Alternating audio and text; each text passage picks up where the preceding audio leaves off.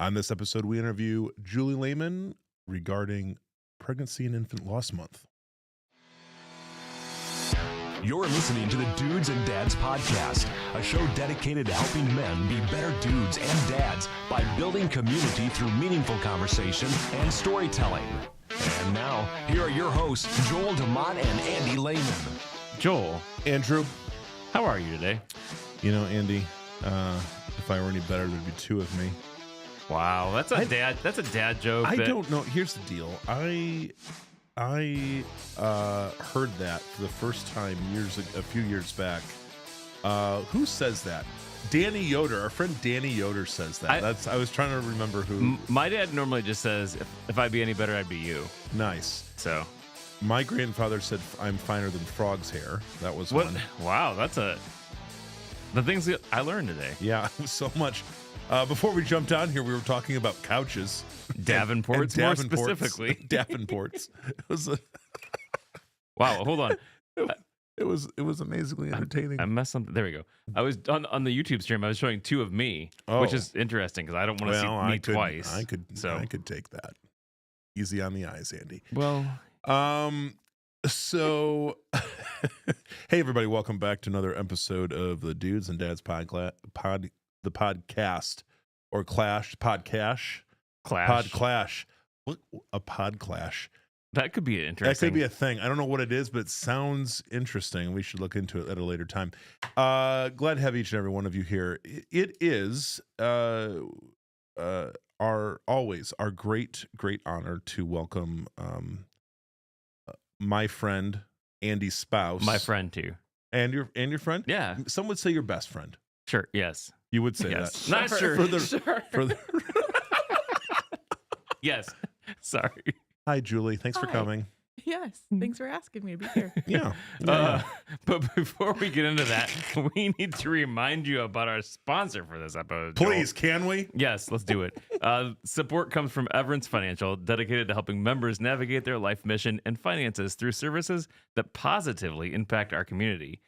Learn more at everence.com/Michiana. Securities offered through Concourse Financial Group, Securities Incorporated, FINRA, member FINRA SIPC. Thank you so much, Everence. We love you. We appreciate you. And we do our very best to give these ad credits to you. And Andy he's really zeroed in. The FINRA SIPC just rolls right Except for this time I messed it up. Right off the tongue. Andy, what's going on? What's new in your life? Anything interesting going on? We have Julie in the studio. That's good enough. Julie, what's going on in your life right now? Anything interesting going on? Our kids. What is the season of life right now for you guys? We're in the season between tennis. Yep. And basketball. Do you have a little bit of a break? Is it just a little break? We're getting a little bit of a break. We had some fall softball in there, but that's over now. That's right, so you did. we have about 3 weeks where we can come up for air. Yeah, that's right. Yeah.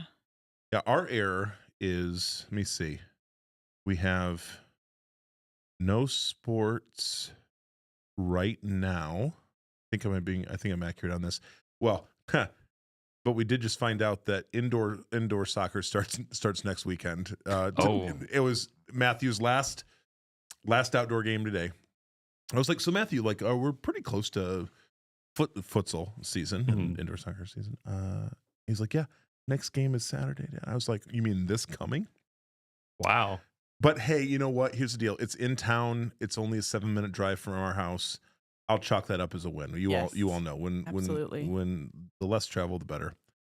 So we've got a little bit of a time here to catch our breath, which is nice. We're feeling that way too. Marching band for us. Going to state. Goshen Crimson, yeah. Marching Crimson. Boy, oh boy, that's exciting. Lucas Oil Stadium. That's going to be a thing. Here you come, Lucas Oil. Yeah. I've never been down on the field there, and I am a proud member of the marching band parent pit crew. Lift with your legs, my friends. Lift with your legs. Boy, oh boy, we have a couple of props. They're just big giant ramps. Actually, this year they're built out, and it takes an army to get some things moved. And so we. By the end of the season, I'll be going to see Dr. Clark Kaufman over at Avon Chiropractic. Not a sponsor, but he should be. But we still love and appreciate our chiropractors. I might name them. Well, hey, Yeah. Welcome to the show, Yeah. Julie. We've had you Yeah. on a couple times, actually. Yeah, I was going to bring this up to you both. Okay. Annie Downs now has a hall of fun. When someone has been on her show so many times, they get their name on a plaque in the studio. Okay. So I was just going to plant that idea. Plaque. Here's what we should do, because here's what I think we could do. We could have like this larger thing, Yeah. and then they get like the bronze. Listen, even if it was my name in Sharpie on masking tape. Okay, consider it done. That's one of the perks of being married to one of the hosts. Well, yes. So, though we're at the tail end of the month of October. October is pregnancy, and I always want to make sure I say this correctly, because I think the title is one of the longer titles. Yes. Pregnancy and Infant Loss Month, where we remember, recognize, and have a conversation around a group of people that years ago, if I'm really honest, I thought very little about. Mm-hmm. Because this tends to be a group who are not, if I'm accurate, really not well represented, kind of, in terms of like lost communities. I mean, and obviously it's not a comparison game, but it's like, we talk a lot about cancer loss. We talk a lot about, everything, violent crime, cancer. There's a lot of communities where these big, impactful, these losses that occur, and definitely the loss of a child also is a major serious thing. It has been sort of a hallmark of this show that every year that we acknowledge it, because obviously for you, Andy and Julie, it's a central part of your life story as a family, and it has so deeply impacted our family as well, being alongside of you guys. And again, as has been the case year after year, partly I think, as I'm sure it's been with you guys, once you are aware of a thing, then you see it and experience it everywhere, all over the place. And I've just been ongoing great. I've been increasingly grateful of at least gaining in my understanding, gaining in my sensitivity, and just I don't know, getting my thoughts around this a little bit more. So, Julie, with you on now, the one thing that I always think about when we hit this month is maybe some new stories or new things that you've encountered recently around this. Because I feel like, even though there is this kind of central theme when we're talking about pregnancy and infant loss, the stories are all unique. The stories are that you guys have interacted with. What's kind of made an impression?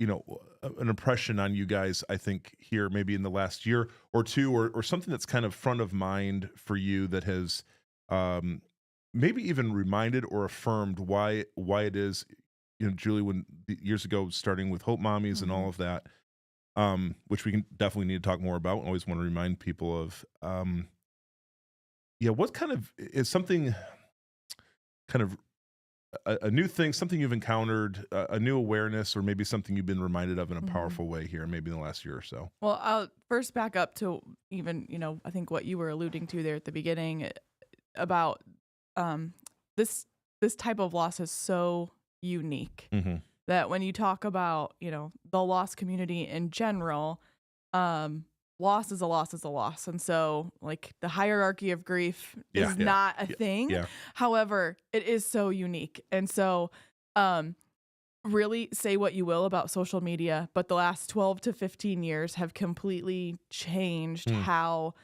pregnancy and infant loss it's given it a voice, and it's brought people together in a way that I don't think it was just possible. Yeah. Prior to that.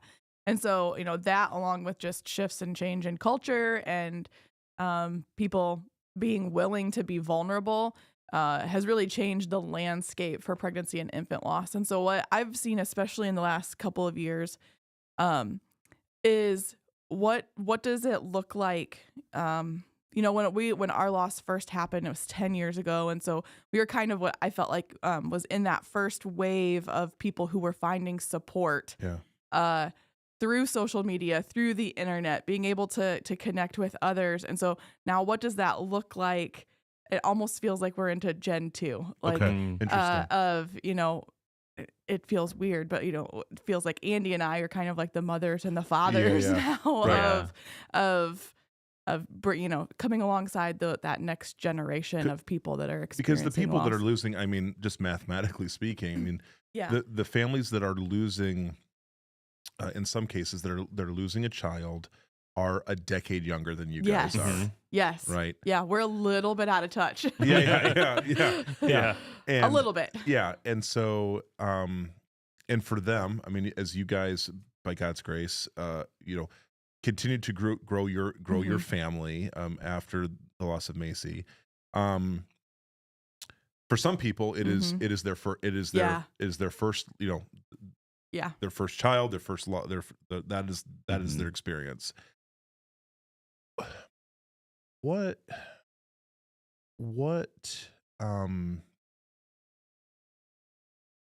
as you guys have engaged with this community and have had just a number of conversations, what are your biggest concerns with this group of folks? And maybe there's some unique concerns within this lost community, or maybe there's some general ones, but what, and this is kind of out to both of you, just when you encounter people that have had this experience, what worries you about that? You can go ahead. Okay. As far as like worries and concerns go, I don't want to get political, but there has been no change in how we track pregnancy and infant loss. There's been no change in how administrations see pregnancy and infant loss. The amount of money that is being given in researching. It's kind of just always been chalked up to, well, these things happen. And so a worry, a concern of mine is that in the United States in particular, we're getting outpaced by a lot of other countries who are throwing money at the research and at the awareness and at the things that women should be aware of, even in their pregnancy, of things to look for and things to be concerned about. So there is some concern in on that side of things. I think then the concern then also flips to, as a person of faith, I don't see that the church has caught up with some of the other support that people are finding in a lot of other places. Yeah, that is, sorry, and I mean, anything that, whatever. I was going to say something similar, just as far as like with guys, I haven't seen a whole lot of guys. That's one of the things that I experienced when we lost Macy, is there wasn't a lot of support for just me. There was, we went to a support group that was mainly geared for our kids, and they had an adult support group there, but there wasn't really much in the way of just dudes.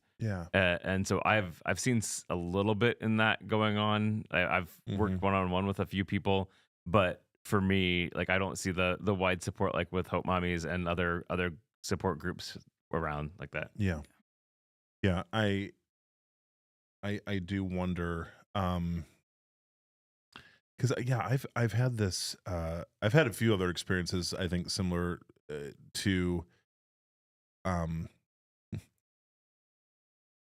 just wondering why faith communities sometimes are behind the eight ball in this area, particularly where, in the traditions that we would be a part of, taking care of the, there's the widow, the orphan, and the widow, the orphan, and the poor, and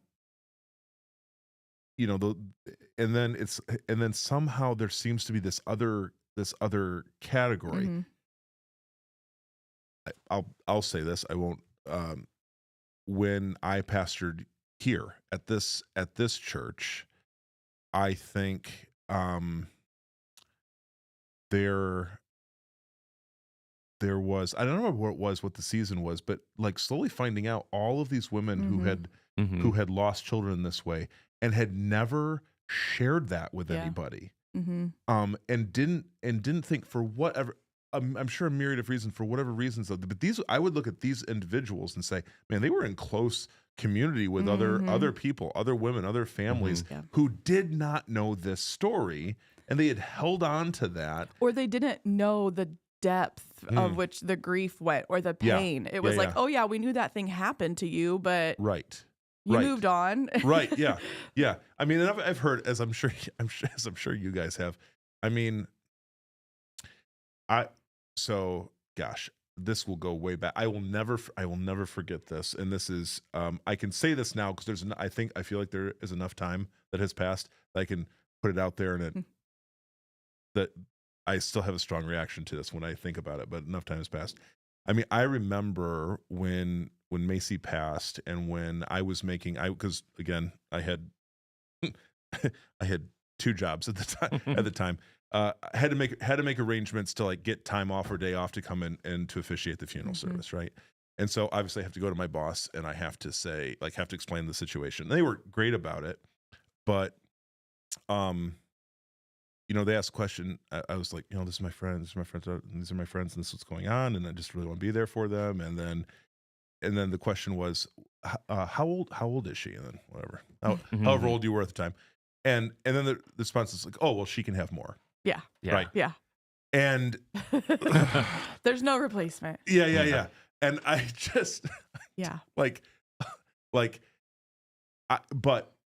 but I think that's, honestly, I think that is the thought, even in faith communities. Oh yeah. I have definitely heard church folks talk that way.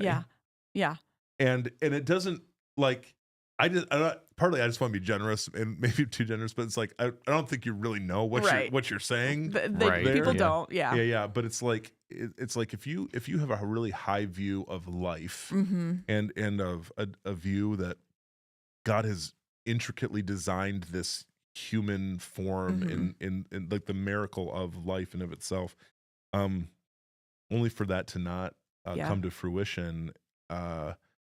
Man, of all people, the church should be standing at the front of that line saying, Absolutely. this is a monumental loss. I was thinking of, as I have weird thought, thinking about in the Talmud, there's this theological conversation around, and this in particular is a conversation around murder, but the loss of life and murder. But there's this view that to lose a single life is to lose an entire universe because of all of the descendants and everybody that might follow that person, right? And so, and that's again a unique kind of it's a biblically formed perspective. I think holds up for Christians as well. And so if that is the case, I really think that we should. Maybe it's a challenge to kind of bring that perspective more to the forefront, to really think through how we respond to people. And that's so much of this conversation I think is helpful. I'm always looking to try to help people think a little more critically and fully about it. Yeah, absolutely. And I mean, Andy and I have, from the jump 10 years ago, have always wanted to lead with grace and to recognize that when somebody is hurting, especially as deeply as what we were, people just really do. They really just want you to feel better. Yep. And so we always have to remember that yes, people are going to say things. People are going to not really maybe have that fully formed thought process behind what they're saying, but their intentions are good. And whenever we're given the opportunity to choose, are their intentions good or malicious, we're going to fall on their intentions were good. And one of my favorite philosophers says, never assume maliciousness where stupidity will suffice. Yes. Yes. That's a interesting way of giving, kind of speaking to giving the people the benefit of the doubt. Yeah. Julie, I wonder for you, vocationally, I'm really curious where now that you are Pastor Julie Lehman, Yes. where your pastoral vocation and the loss of your daughter intersect? Oh man. I don't even think it's an intersection. I think it's just a complete collision. Yeah. I don't see that. I mean, God is God, so he was going to lead and do what he was going to do, but I don't see a path for myself coming into pastoral ministry without that. I mean, even so, initially when I became a pastor, I was a pastor of care, which I think kind of makes sense when you're thinking about the type of loss that we've experienced, and then just some other, life experiences along the way. That would be kind of a natural path to go, oh yeah, somebody who's needed a lot of care is gonna, give out of that. But even now, as I've moved into connections, and it's a lot more of, meeting with new people to our church and getting them involved, it's still the same thing because people all have something in their life. And so I'm able to use, that tender spot in my story to be able to make a connection with somebody because there's a tender place that they have too. It could be any number of things, but and I think for me too, I've used that while I'm not in professional. That's not my job as pastoral care, pastor, or whatever. I think that my story with Macy, our story with Macy, has helped me be. I mean, I'm a number 2. I mean, Enneagram, so I'm caring for people anyways, right? Yeah. But I think that's just kind of encouraged that, and I've got to see more the realistic side of what to do when people are hurting. And I think that's part of the reason I'm training to become the Stephen minister now, because I think that speaks well. I mean, out of my hurt and brokenness, like I can help others. So that's where I'd say it affects me. I'm this is why I mean, of the many reasons that I love you guys and just am so grateful for you. I'm intrigued by, it's a skill that I think in my pastoral ministry days, and still is the case, a skill that I'm trying to develop is the what do you want to call it? The emotional courage to go to those places with people with a level of I don't know what I'm just going to use the word confidence, I guess, to be able to confidently step into those places. Obviously, it's a work of humility and care, but I just know that, I mean, we don't live in a culture that's too readily resourced to talk about death with people very easily. For sure. And man, in every corner of our culture, it feels like we're trying to beat death, escape death, walk around death. But it will happen. Yes. It will happen to every single one of us. The impact, though, the hardship, though, is when it comes way before we we would expect it to. And obviously, in the case of child and infant loss, Hope Mommies, I mean, the community that you're dealing with is birth or pre-birth to age 2. Yeah. So, I mean, all of those losses just feel like gut punch. Yeah. Why, God? Why? Yeah. This, like the game was over before it really began. Sort of feeling. How? And I'm sure you've had those conversations. Oh yeah. So many of them. Yeah. What have those been like, and what have you said? What has been the conversation around it? Yeah, I mean, that seems to be like the conversation in my mind, actually, and even in my experience as I've talked with people. And so, what do you say? I mean, you don't say a lot. You listen. You listen, and you validate. And in coming from a perspective of somebody who's been there, I can say, I know what you're feeling, and what you're feeling is normal. Again, as a person of faith, though, I often talk a lot about what does it look like to be mad at God, and to be mad with God. And so there's a huge difference there. When I'm being mad at God, I'm putting up a wall, and I'm not giving him the opportunity to speak back into that.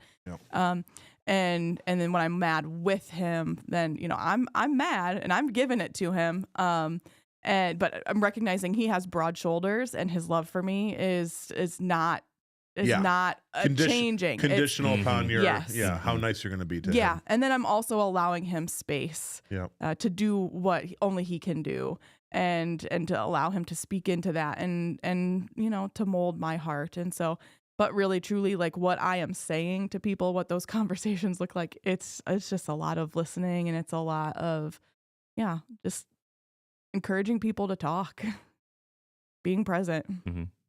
Do you guys feel like we've talked about this before, the, you know, kind of the models of stages of grief, timelines, kind of to a certain degree, you know, a systematizing of loss. Really nice idea. Yeah. such a because we have a little bit of a fascination and attraction to that piece, right? Like you're gonna, you know, these are the things. What you both have pointed out to me time and time again, and a good reminder is that most of the grief stage models as they exist are with people who number one, it's often chronic illness related, who know the end is coming. Yeah. Right. Yeah. Which is a different experience. Like, I think different thing. Your guys' experience was everything is fine. 37 going to 38 weeks of pregnancy. We've lost our child. Literally overnight. Right. And I think you both quickly found out that, like, those paradigms were just not helpful. Right. They were not in the place where you were. Yeah. I mean, specifically like the Kubler-Ross, like the 5 stages of grief, like that, her study it's great, but it's specifically targeted towards people who received a terminal cancer diagnosis. So you have to be really careful that you don't take that and just broadly apply that to everybody. Now, there are still really good things about that. And I think for the most part, that each of those stages, like, all people that are in grief will experience those at different times. But again, we have to be careful when we talk about stages. The stage to me says, well, you're going to do this, and then you're going to move on to this, and then you're going to do that. And the reality is you're going to bounce back and forth probably for the rest of your life to varying degrees into each of those things. So what does grief look like for the two of you now? I'm going to let Andy take this one because he just had a fresh experience. Oh, okay. So we were actually in our Stephen Minister training on Saturday. We had a longer training, which just feels like this has got to bring some things to the forefront for you. So and so we were actually even talking. So that there was 2 modules we were going over. One was grief and one was depression. And during the Stephen Minister training, you do some, like, role playing. They have some, like, scenarios, right? And the scenario, like, we had just talked about this. We had talked about stages, like, not stages, but like waves of grief, where, like, especially at the beginning, it's like you're standing at the ocean with your back to it. You don't know it's coming. It's going to come. It may just wash up against your feet, but it may knock you over. Yeah. And you never know when that's going to happen. And you never know when it's going to happen. We were just talking about that. And we were going through this scenario or this thing, and I was one-on-one with somebody else. And it wasn't even about, like, there's like a loss of a mother was the thing. And I was the person supposed to be receiving care. And in it, like, there was something about doctors and being mad at the medical staff, and immediately, like, I lost it. Like, I was I hardcore cried. And, like, that for me, like, I was not expecting that. It came out of nowhere. It came out of nowhere. And, like, for me, so it was just interesting, like, because I hadn't thought about it. I hadn't experienced that full, like, overtaking, like, grief emotion where it's just coming on you like, for a long time, and all of a sudden yesterday it was there. So much so that, like, I had to walk up out of the room for a little bit because I couldn't do it. Wow. I think that's it. I think grief these days, it looks like, for the most part, it's just our life. It often 99% of the time does not. I mean, it's just been so integrated into us.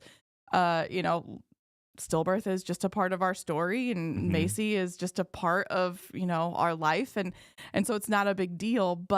But then every once in a while, and it's getting to a point where it's farther and farther apart. Yeah. Which is I mean, it's a good thing. It's an interesting emotion though, because But then when it's there, yeah. Well, at some point you feel also like, okay, am I not loving this person Right. enough that because I'm not experiencing these daily Yeah. times, and so it is an interesting emotion where you're not having it. It's good because you're not crying every day, but it's also interesting because like, oh, am I still remembering my loved one? I've heard some. I mean, I've heard children specifically, if they've lost a parent like at a young age, them like having concerns because the memory because they were young and the memory is seeming to fade for them as they get older, and then they're being sort of this guilt, this worry, this concern about that specifically. Is that maybe that's your point? I mean, is that a concern that you guys ever have, or is it a concern that you have even with your other kids? I don't know if that's come up in discussion. I would say for me that was a concern for myself earlier on, and I really like had to wrestle through that, and I'm at a place of peace with that right now. And like I was saying, like to me it's just she is such a normal everyday part of my life that I don't worry about that for myself. I don't want to speak for Andy, but yes, I do have that concern for our kids, which Reagan is here in the studio with us. So I want to be careful about what I put on my kids, but that definitely is a concern of like, what will that look like when they leave home? What will that look like when they are dating people? What will that look like at their wedding? What will that look like when my own daughter is expecting a child? Like, that's stuff that is way out in the future, but it does come to my mind. Yeah, and I think for me, at one point it was starting to feel like that a little bit, where it's like, oh, I'm gonna because it's not as much my everyday as it is you, Julie, with your involvement in Hope Mommies and things like that. But I think now it's not as much.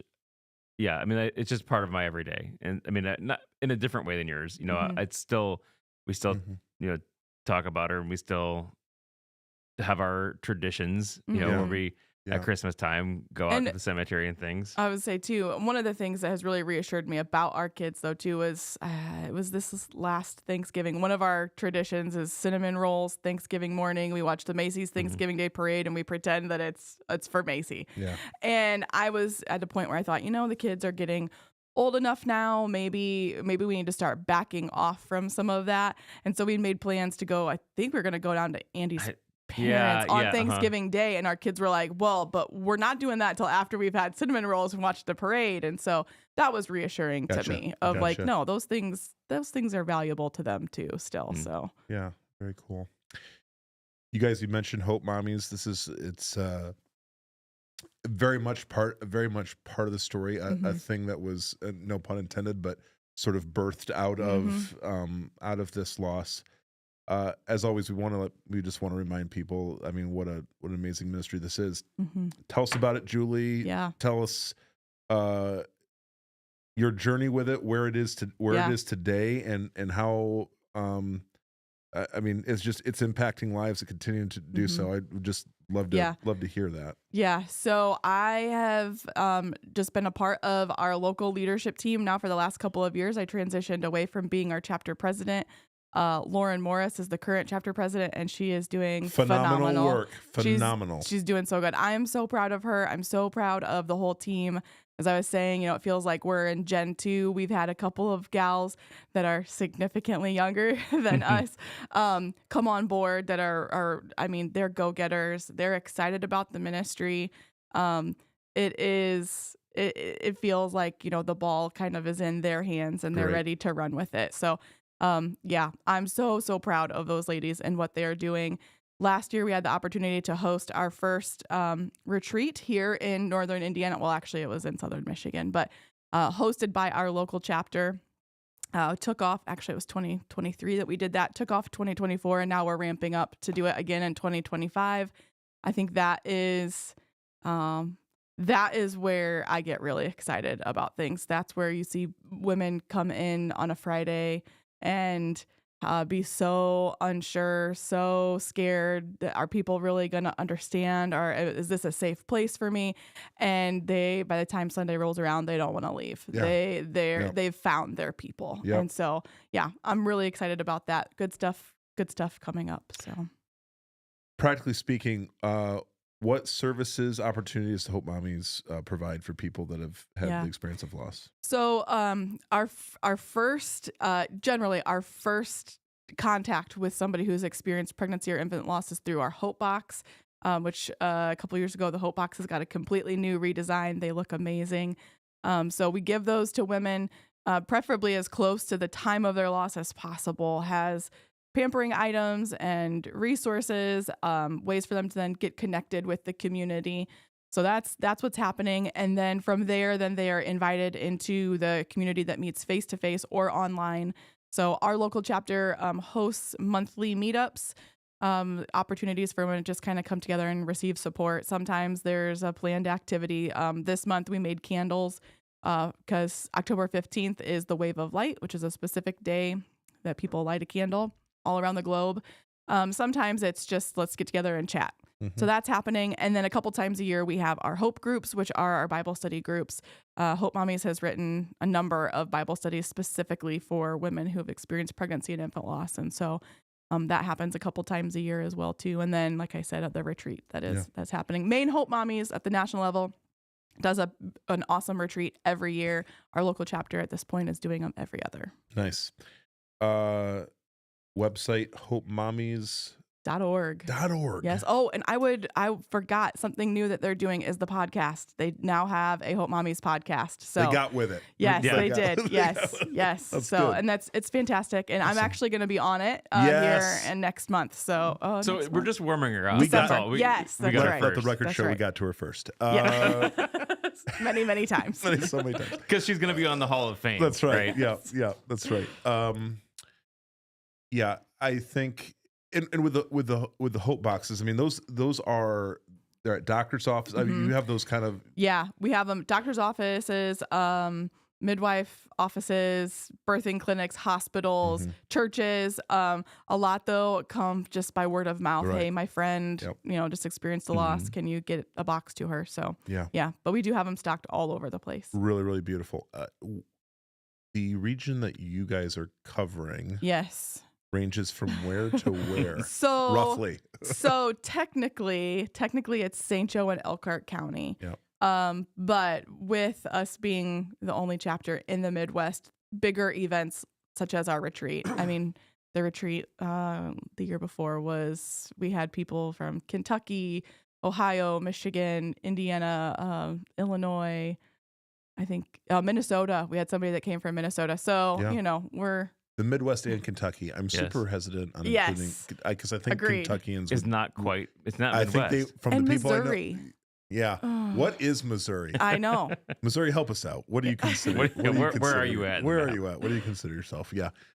Well, and I would say too for guys, if you were experiencing this and want to reach out to me specifically, you can find me, Andy, at dudesanddadspodcast.com, because I would love to connect with you. Or you could request a Stephen minister. Yes, if you're in our local area, Nice. contact Julie, actually. Yeah, Julie at clintonframe.org. Perfect. And we can get you hooked up with a Stephen minister. The Stephen minister thing, y'all. I had my first I think exposure to that probably the very beginning of my ministry career, and I've just seen, really amazing things. I mean, the goal ultimately is this. And this is true for Hope Mommies. This is true for, as you're talking about, Stephen ministers. It is equipping everyday folks. Yes. Right. Mm-hmm. To be the hands and feet of Jesus, and that is what it is all about. These things are not relegated to the highly trained professional, whatever it is, because that's not where the work lives. The work lives every single day with people that have experiences, who are experiencing loss, experiencing some significant challenges, and more times than not, what they need is, like Julie just said, to find their people. Yeah. To find just a group of people that just get it. Yep. in as much as we can, and are willing to walk with people. Yeah, I will just say, and it's kind of slightly related to this. I've run into a few new friends here recently. We've got some close people who are really, we're balancing some significant losses, and I am just immensely grateful for you too, because whatever, with there's all the pastoral training and stuff like that I have, but there's really is nothing has been as helpful as being able to walk with real people and kind of in maturing within myself, just how to be a good listener, I think, to someone who is, who is going through something really, really challenging. Just had a really meaningful conversation with a new friend last night who just lost a son, and in one of the worst ways you can imagine. And if nothing else, it's like, I don't know. I just increasingly realize the great gift it is for someone who is just willing to have that conversation, and like I hold those things so near and so dear, and and for those who have lost a child, it is just, I think for anyone that is caring for those people, like, it really is. It is just a sacred honor to be able to walk with somebody and to do that. And so I'm grateful for you guys. I'm grateful for anybody who is just willing to step into that space. As uncertain and as quite honestly, just gut wrenching. I think back over 10 years ago now, like, I mean, it's just like a bomb goes off. I mean, like, how, and there's this kind of this Armageddon of everything is turned upside down. And in particular, I mean, obviously for you guys who are like in the thick of experiencing a loss like that, and then for everybody that's everybody that's close to you, and just to go, my gosh, like, what in the world are we supposed to even do with this? What are we? Because I remember feeling very much, I don't know, I just very much, as we were like in the planning of things that had to happen following that, it's like, no matter what, you couldn't avoid having to have just some really, it was a series of hard conversations back to back to back to back, which just feel like climbing uphill in snow. I mean, but I will say on the back side of it, it's like, that does something to you, I think, in a good way. It does form you specifically. It does. And I will say, from the alternative perspective of somebody whose friends came rushing in to triage and to help carry, you all never appeared like you didn't know what to do. Oh gosh, you guys. Yeah, I'd have strong non-dudes and dads podcast language for how we felt. I mean, but it's because, well, here's why it is. It is because God. Yeah. Yes. Enters into that gap. Absolutely. Like, there's you're gonna make me cry. Hey, speaking of grief. Yeah. Like, that is the unexplainable factor in all of that. And that's why the people who've been through this, I think they have, like, the spiritual insight that they gain and they have from that is a unique gift. I wouldn't wish it on anybody. No. And yet, it's strangely enough, it's like, boy, did I believe what I believe to be true about God in so many ways, that I mean this because of that experience. Because of that, yes. there was no amount of whatever formal training, seminary, Bible school, blah, blah, blah, whatever. Like there's all those things have its place, but in that moment when the bomb goes off, when you really have to ask, what do I really believe about the nature of life and death, and a God who cares and a God who sees us and all that, right? Right. And there's this gap in the space that I think only he can enter into. And boy, when he does, it's like, oh gosh. And then you get to experience that, that together. Yeah. So I think we wish that I wish that for everyone. Yeah, absolutely. Absolutely. I wish everyone had people like we have people that, like I said, came in and triaged and wrestled through things as we were wrestling through things, and held to faith when it was hard for us to hold on to faith, and lended us faith when we weren't sure we had it anymore, and so many things. But yes, like you said, then we have 10 years of perspective now where we can look back and we can say, whew, yeah, wish that hadn't happened. And yet we have seen so much beauty come from it that at this point honestly, I would do it again. Yeah. And that's a really hard thing to say. Yeah. But I would. Yeah. Because I wouldn't trade what I have on this side of things. Right. I wouldn't trade the relationship I have with my friends. I wouldn't trade the relationships I have with my family, and I would not trade the depth and the intimacy that I have with the Lord. 100%. Yeah. Because that, it is, I mean, it is good to know a God who, who's there. Yeah.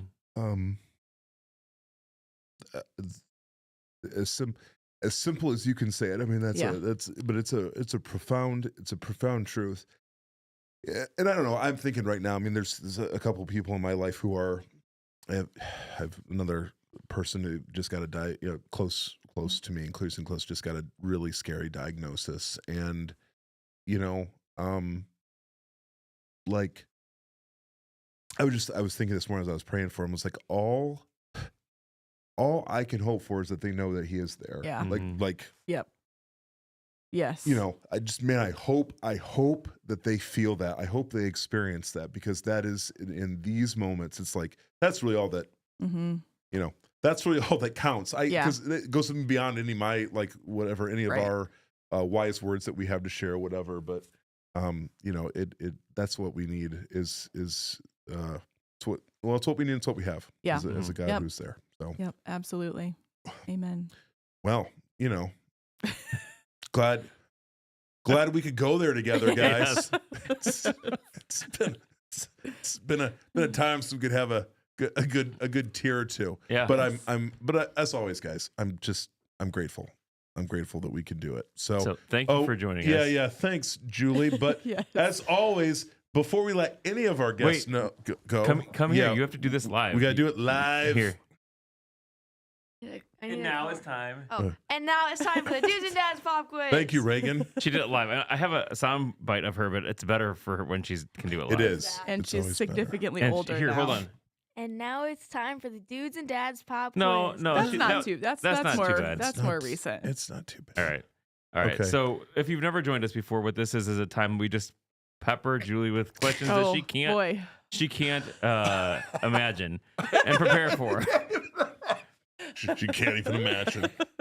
That's the first question you ask her. She's like, I can't even imagine you ask me that. So I'm gonna slide out. I'm gonna let Reagan take my spot tonight. So all right, Ray, here we go, girl. Here, do it. Okay, your first question: if you had to delete all but 3 apps from your smartphone, which ones would you keep? Oh, there we go. Okay, so the Bible, my photos, does that counts as an app? Yeah. So we're talking like all apps. Yeah. Okay, so yeah. So specifically, the Bible would be the Blue Letter Bible app, my photos, and probably the Lectio 365 prayer app. Oh, so good. Gosh, okay, that's a good answer. So good. Yeah. Wait.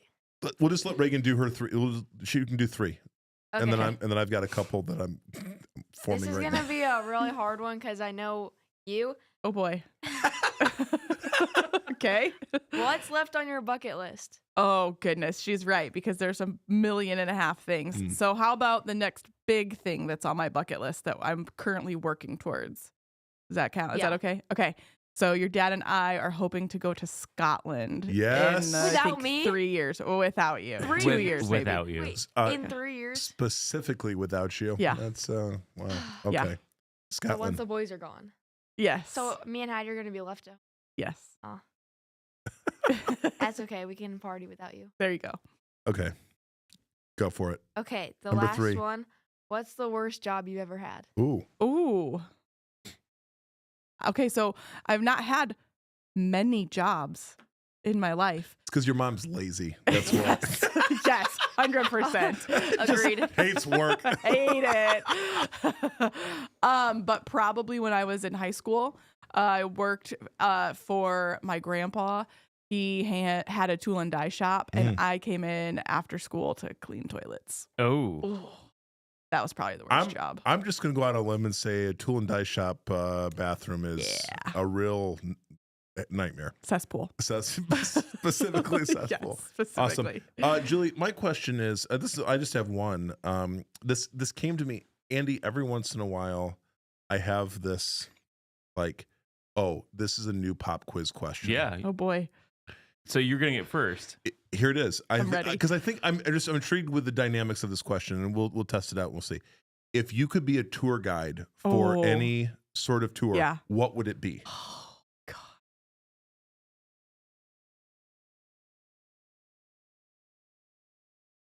Okay. Oh, this is really hard to narrow down because there's so many things that I would love to be like the expert on. Yeah. And on your right, whatever. Yes. I think, okay, this is super nerdy. Oh, yes. This is what I was hoping for. The Oregon Trail. Yes. Okay. Don't die and get dysentery. Okay. Yes. Ford the river. Yeah. A tour guide along the Oregon Trail. Yeah. Nice. Like a 2-week, real slow, Yeah. like Ooh. this is where you can like actually get off the interstate and see the actual trail ruts and like tell people stories. Yeah. Oh, yeah. I could get into that. Do they have to like do any work? Because this, by the way, I know this is terrible to say. When we did our out west drive, we would have been close to Oregon anything Oregon Trail wise? Yeah. I this is the one thing I totally like. It skipped my mind, and at no point did I ever like stop and be like, oh, is there a place where we can see this? Do they like preserve that trail in any way, shape, or form, or is it just No, but there are areas where like the ruts are still there, simply because like there were divots, at that time, but then weather comes along and those divots just continue to get eroded and eroded and eroded. So actually there's a place in Guernsey, Wyoming, which would have been the opposite corner of Wyoming where you guys were, that we have been to, that the divots are like, huge. feet thick, just because the ground, like the rock is so soft. Gotcha. Every time it rains, it just no. See, there we have it. That sounds like a tour guide right exactly. there. Nailed it. You didn't get, this is something on our trip that you didn't get to experience because you weren't with us, because you and Josiah took a separate one. Yes. But we saw what was a yellow submarine, and I'm quoting this like this because Jonathan Worcester did a great job. Him and Julie should go into business together because he was always looking up the things. Gotcha. But he was like, "Oh, there's a yellow submarine coming up." I'm not kidding you. It looked like a propane tank that someone had cut. It was a propane tank. It had to have been, because I'm like, there's no way. Spray painted yellow. Yeah, I'm like, this is not a submarine. Not a submarine. It was a complete disappointment. Complete disappointment. But Jonathan tried. Oh my gosh, that makes the whole conversation you guys were having about the yellow submarine much clearer now, because I was really, I was confused on so many levels. I just screwed the camera up too, Eddie. I'm sorry. That's all right. It's the end of the show. I don't need to see me anymore. Julie, thanks. You're a blast. Yes. Appreciate you, friend. Well, thanks for having me. Oh my gosh. Hey, as always, you can head over to dudesanddads.com. And you can also call our voicemail at 574-213-8702, because no one ever does. No one ever does. We gotta do some incentives. Like, hey, first voicemail that's what we got. We're gonna have to incentivize this. That's all there is to it. Hey, dudesanddads@gmail.com is the email address where you can send us all of your meaningful feedback or not meaningful, whatever Whatever you want. Whatever We comes- like all the feedback. whatever you want. We comes- like all the feedback. all of it. Guys, we're grateful for each and every one of you. We look forward to seeing you next time. And until then, we wish you grace. And